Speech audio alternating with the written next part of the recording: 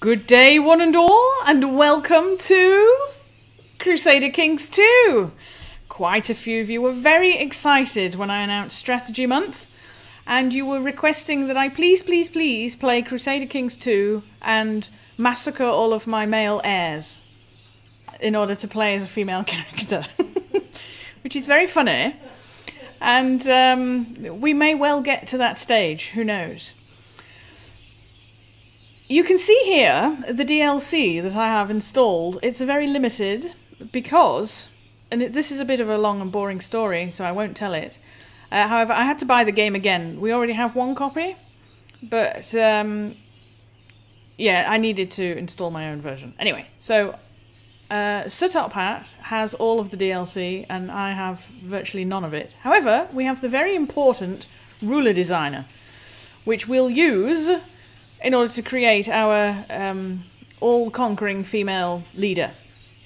And Paradox were very sweet, and when I bought the game, at full price, I hasten to add, they even gave me South Indian portraits for free, which is very nice. So there you go, I kept the screen on here so that you can see which DLC I have installed, and if I like the game enough, I shall continue to add different DLC. For now, though, let us play the game.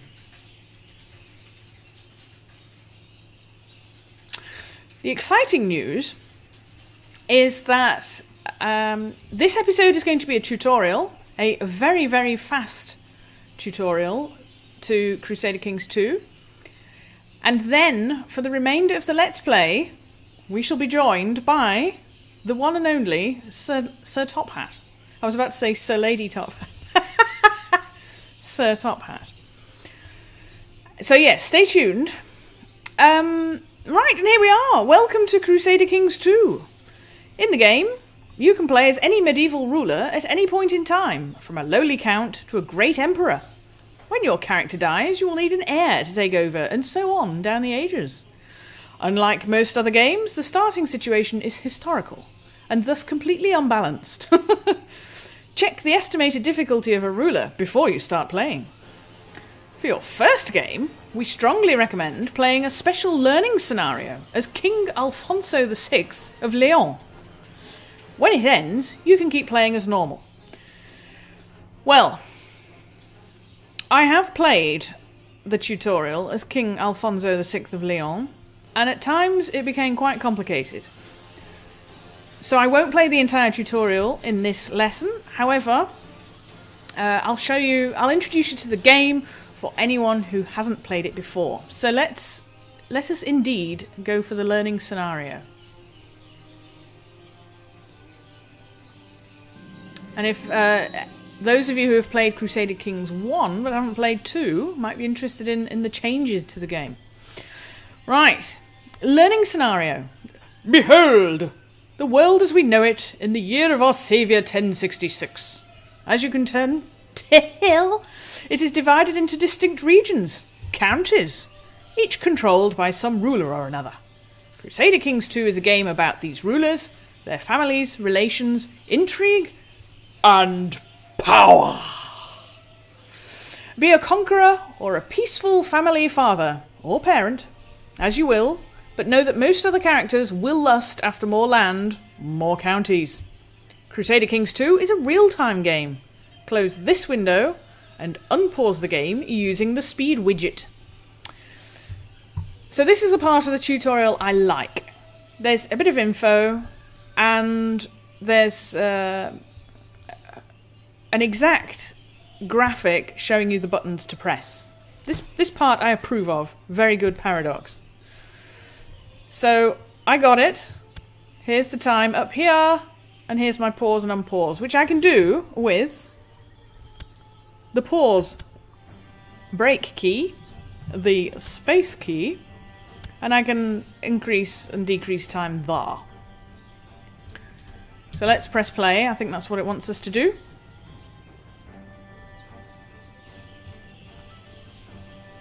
And there we go. And it's paused the game for me now as it opens up the next window. Learning scenario. This is you up in the left corner. Yep, here.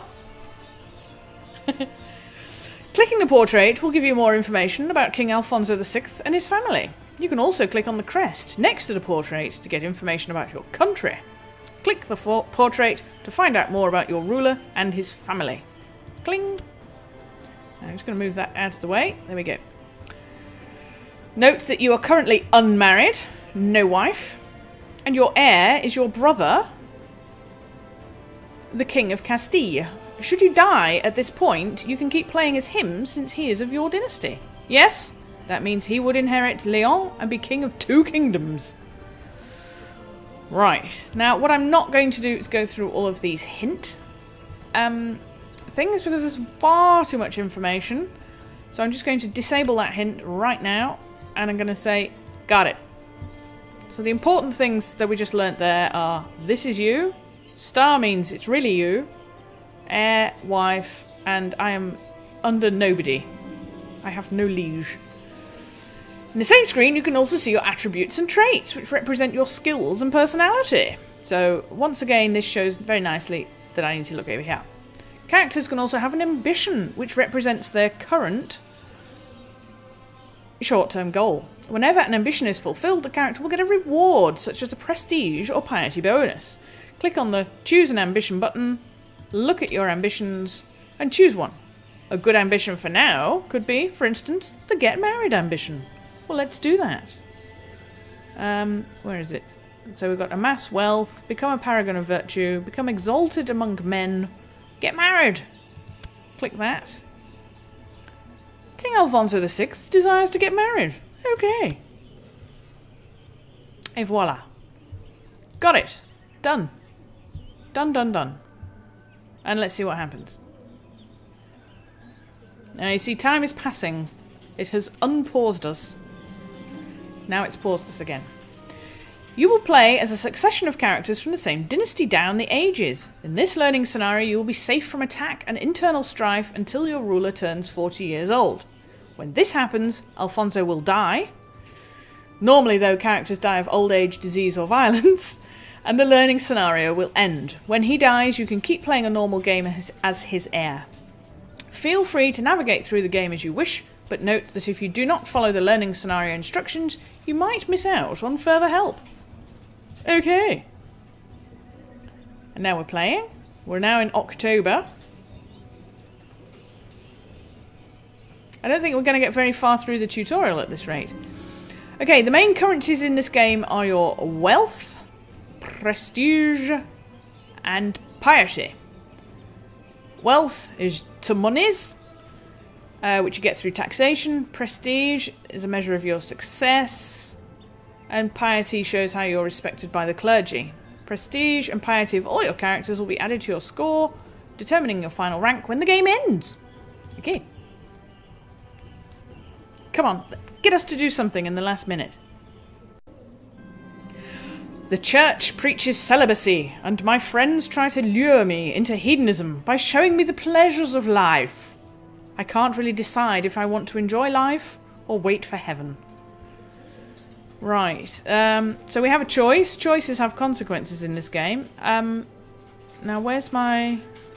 no, where is it? Piety. It's only 20. Well, we should probably stick with the church at this point, although I hate to do it. Here, I hope celibacy doesn't bore me too much. I'm bored just thinking of the word celibacy. Right, during the learning scenario, you will get messages like this to help you to figure out what you can do next. You are, however, free to click around and do things on your own. Whenever you run out of things to do, it might be helpful to check out the alerts that appear at the top of the screen. So that's these things up here. Okay, let's see what they say. 2 weak claims can be pressed. Kingdom of Castile, Kingdom of Galicia. Alright, depending on what you're currently doing, there are several map modes to suit your needs. The default map mode is the terrain map mode. That's what we're in right now. Another helpful map mode is the Independent Realms map mode, showing the borders of the different realms in the world. Feel free to check out the different map modes in the lower right corner to see what they show. Got it. Right, let's have a look then. So, terrain. Realms. Diplomatic relations. Religions. Cultures. I'm going to just scroll out and show you this on a larger scale. Out of the way, please. Close, thank you. Economy. De jure duchies. De jure kingdoms. De jure empires. A revolt risk. Dynasties. Opinions. You get the idea. Lots and lots of things. Put that back to realms. And back to where we are. Here. Of course, I can also click on the home and get there. Put that back in the middle. Although you do have a valid heir of your dynasty, your brother, having children of your own will ensure that there is a next generation of successors. Besides, your brother might die before you do. As soon as you have a son, he will be your new heir. To produce legitimate children, you need to get married. The arranged marriage view, found by clicking on your portrait, is a good tool for finding suitable spouses. Alright. You can also use the character browser in the bottom right to find more characters. Got it. Right, let's click on the arranged marriage. And lo and behold, a list of potentials turns up. So, okay. When looking at potential spouses, there are a few things you should keep in mind. First, your spouse's attributes will boost your own, so a skilled spouse is preferable.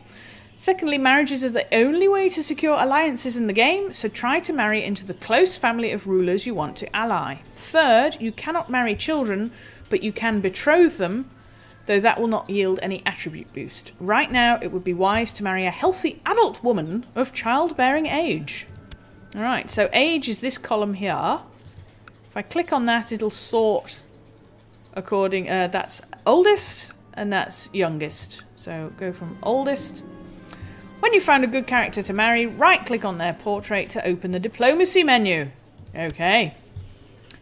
How old is this dude? 26.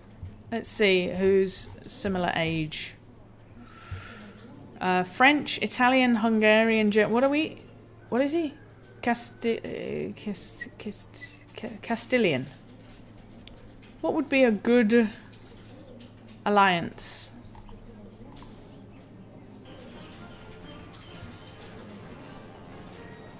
There we go. He gained, as a king, Alfonso would gain 7 prestige from marrying into House de Salerno and 0 from marrying the relative of a duke. So he doesn't get any negative points. Let's send that, disable that hint. Okay, the request to marry has been sent. Did I have that thing playing the whole time? Oops. There we go. Avida and King Alfonso VI have become married. We can collect a royal aid duty to pay for the ceremonies. No, people respect wealth. To the great King Alfonso, may you live in harmony and contentment. I accept your suggestion that they get married. Splendid. And then he fulfilled his ambition, and Ouida de Salerno has arrived at court. Let's close that message. Oh, a bit of a save. There we go. So, does she appear now? Congratulations. Whilst he's trying to get her with child, you might want to select a new ambition. For example, have a son or have a daughter. Has she arrived yet? There she is. Yes, new ambition is to have a daughter. Yes, wants to have a daughter. Okay, and that's it. That's the episode over already. So the tutorial continues on. It takes you through all of the realms and holdings and vassals and all of your underlings and things like that. It does take you through a bit of battle. I'm not going to do that now because it would take literally hours.